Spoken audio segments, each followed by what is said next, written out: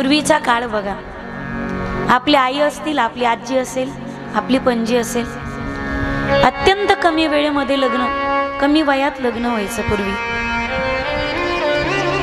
एक 16-17 वर्षाची असेल आणि त्यापूर्वी तर आपल्या आजीचं लग्न 10-12 वर्षाची असतानाच केलं जायचं. कशातलं का हे कळत नाही. नवरा कशाला म्हणायचं, सासू कोणाला म्हणायचं, काही कळत नव्हतं.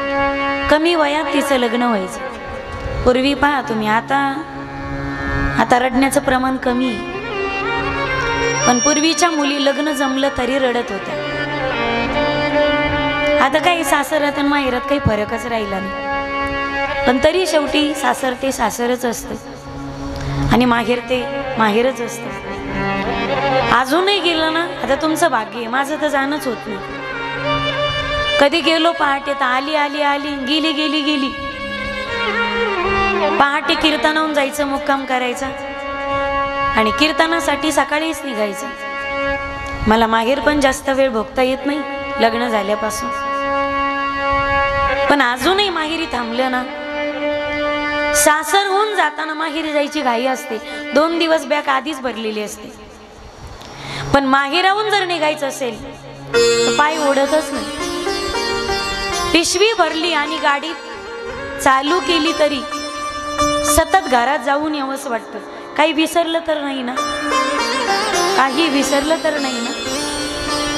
सगळं आठवणीने घेतलेलं असतं, पण तरी सुद्धा काहीतरी विसरल्यासारखं राहून राहून वाटतं. पण विडीला कळतच नाही. शरीराने चालली जरी सासरी, पण मन मात्र माहेरच्या भिंतीतच गुंतत. मन गुंतत ना, मग काहीतरी वस्तू विसरल्याचा आभास प्रत्येक वेळी होतो. कदाचित पुरुष जातीला कळणार नाही. तुम्हाला वाटेल काय माहेर सोडणं म्हणजे काय, उपकार थोडाच या, संसार काय एकाच असतो. आपल्या माणसांना सोडणं, रक्ताला सोडणं आणि कायमचं एकदा कन्यादान झालं की बस सगळ्या गोष्टी सासरच्या स्वीकारणं. मग पहा तुम्ही, माहेरी जायला सुद्धा अनुमती नवरीची घ्यावी लागते. बाळ येशील का ग 2 दिवस? आई, ते बाहेरून आले ना, मी त्यांना विचारते बरं. इतकं परस्वाधीन जीवन होतं की जगात जन्म घातलेल्या माय बापांना भेटायचं असेल तरी सुद्धा नवऱ्याची परवानगी घ्यावी लागते. अरे केवढं मोठं समर्पण आहे. कदाचित हे समर्पण पुरुष मंडळी तुम्हाला कधीच कळणार नाही. त्याच्यासाठी स्त्रीच व्हावं लागतं. स्त्री झाल्याशिवाय स्त्रीचा त्याग, स्त्रीची ममता, स्त्रीचं अंतःकरण कदाचित तेवढ्या अंशी नाही कळणार आम्हाला. माहेरचा त्याग करणं या गोष्टी एवढ्या सोप्या नसतात माईबाप. अरे बालपण जिचं गेलं, जन्म जिचा ज्या माहेरात झाला, घरच्या प्रत्येक कोपऱ्या कान्या कोपऱ्यात ती पोरगी रांगली, भिंतीचा आधार घेऊन चालायचं शिकली. आजोबाचं, वडिलाचं, चुलत्याचं बोट धरून फिरायला गेले. घरात ती पोरगी जन्माला आली ना, सगळ्या घरात फक्त तिचाच आवाज घुमत होता. सगळं घर डोक्यावर घेत होती पोरगी. सगळं घर तिच्यासाठी 11-11 वाजेपर्यंत जागं राहत. पोरगी जर घरात असेल तर तिच्या आवडी निवडी, दीदीला काय आवडतं, दीदीला काय आवडतं, दीदीला काय आवडतं, आणि प्रत्येक गोष्टीवर हक्क जमवणारी.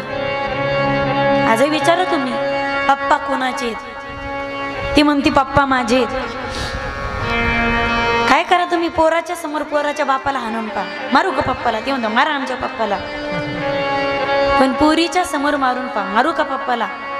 ती पोरगी अशी बापाला हाता आडवे घालते, मारू नका आमच्या पप्पाला, रडती ती पोरगी. पोराच्या समोर किती आणा, पोरं गदडे तर गदडेच. काय असेल ती, म्हणजे पोरात आणि पोरीत मी कंपॅरिझन करते असं अजिबात भाग नाही. पण तुम्ही घ्या अनुभव. एक काकणभर पोरीचं प्रेम जरा काही जास्तच असतं. भले मनकवडेपणा असतील आमच्यात, भले मनकवडेपणा असेल, पण मनकवडेपणा पण परमात्म्याने आमच्यातच काय भरलाय.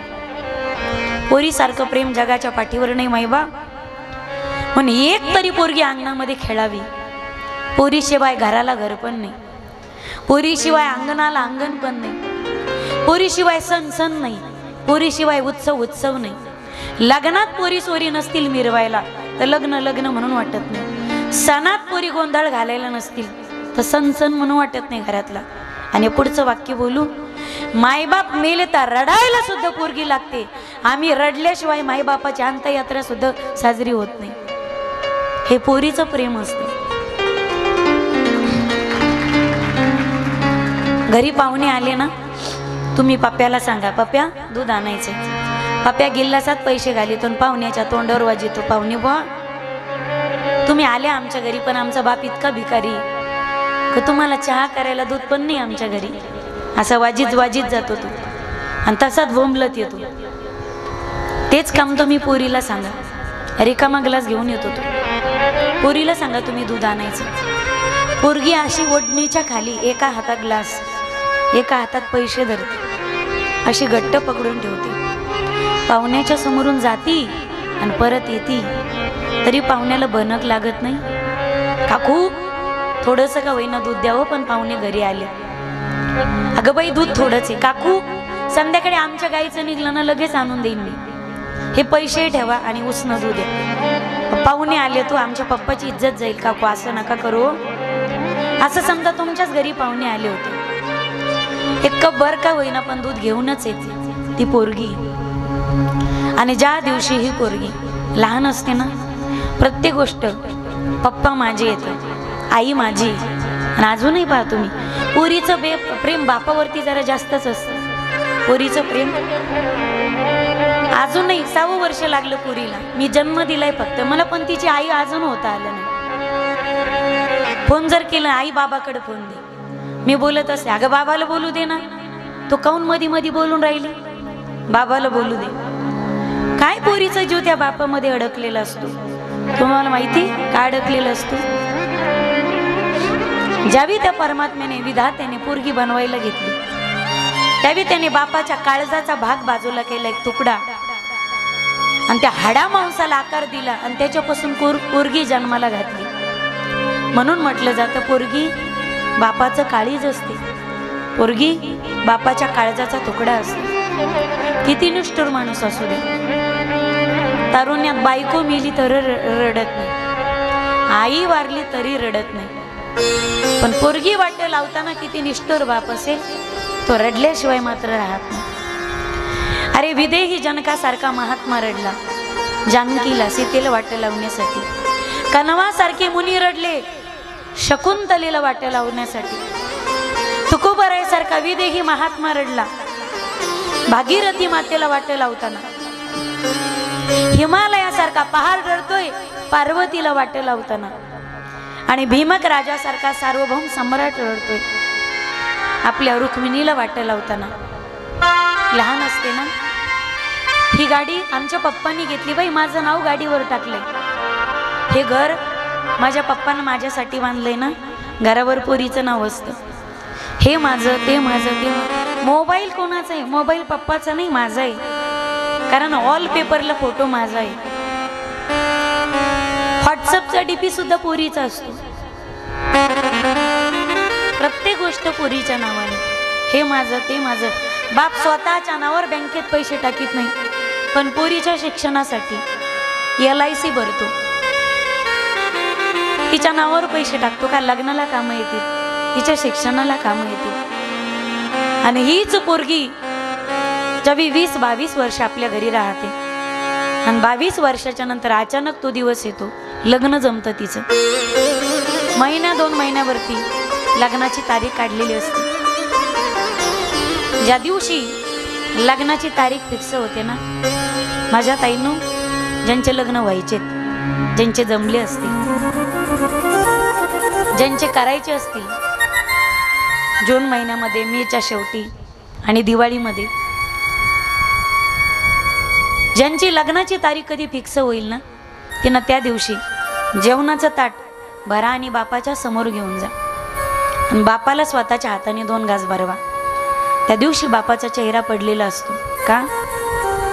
माझं बोट धरून चालायचं शिकली, माझ्या अंगणात जी खेळली बागडली, ती माझी पोरगी 2 महिन्यानंतर माझं घर सोडून कायमची नवऱ्याच्या घरी नांदायला जाणारे, या चिंतेने बापाचा चेहरा पडलेला असतो. लग्नामध्ये पोरगी जर सगळ्यात जास्त कुणाच्या गाड्यात पडून रडत असेल तर ती बापाच्या गाड्यात पडून रडते. आजीच्या गाड्यात पडली ना, आजीला सांगते, आजी माझ्या वडिलाकडे लक्ष देत जा बरं का, खात नाही दिवस दिवस. आईला म्हणते, आई सारखं नको ग बाबाला बोलत जाऊ, किती फटकळ सारखी बोलतेस ग तू, किती मनस्ताप होतो माझ्या बाबांना.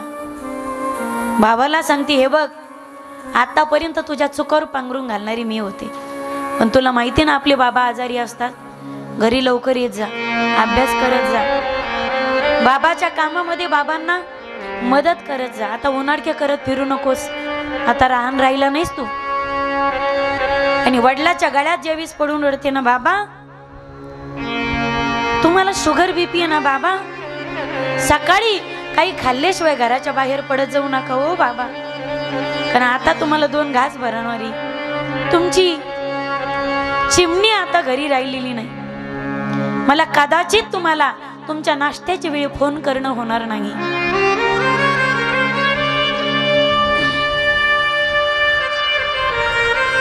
वेळेवर जेवत जा, वेळेवर नाश्ता पाणी कर जा, वेळेवर दवाखाना करत जा. आता मला फोन करणं होणार नाही कदाचित तुम्हाला. एवढ्या काळजीचं वार जी काळजात घेऊन पाहते, अरे दूर राहते पण हित्याच पित्याचं हित साध्य करते, म्हणून तर तिला दुहित म्हटले. दूर राहते पण हित मात्र वडिलाचं करते. किती बी वाईट नवरा असेल, किती बी धोरणी असेल, किती पिदडा असेल, बायकोकडे लक्ष देणारा नसेल, पण अशा अनेक महिला असतील इथं ज्या बापाच्या इज्जतीसाठी ना सासरीनं आणल्या. का याच्या नादी लागून संसाराचं वाटोळं करावं, तर उद्या समाज माझ्या बापाकडे पोट दाखेल, आमकेची पोरगी ना नवऱ्याच्या घरी नांदत नाही.